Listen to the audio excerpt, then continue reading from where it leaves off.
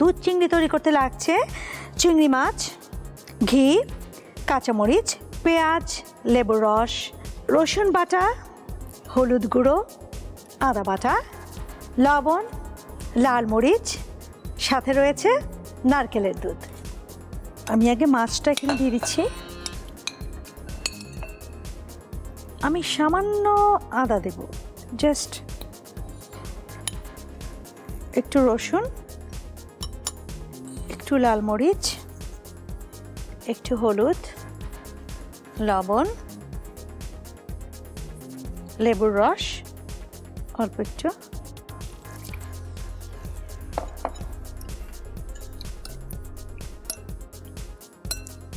পেঁয়াজ কুচি, ঘি এখানে আছে পুরোটাই দিয়ে দিচ্ছি যতটা লাগে, কাঁচামরিচ একটু ভেঙে ভেঙে দেব, তারপর দেব নারকেলের দুধ।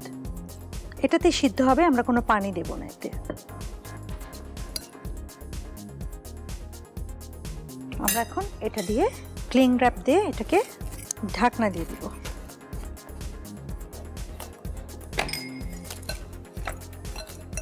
তারপর একটু ফুটো করে দেব।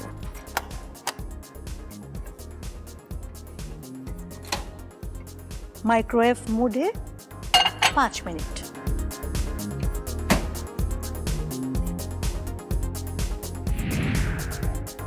চলুন দেখি।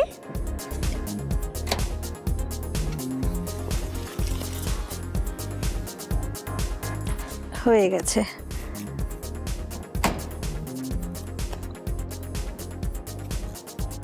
তো চলুন আমরা একটু সার্ভ করি সুন্দর একটা বাটিতে।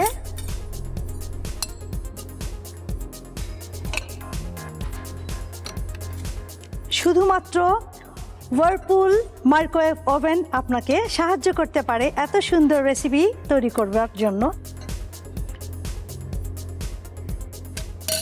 তৈরি হয়ে গেল দুধ চিংড়ি।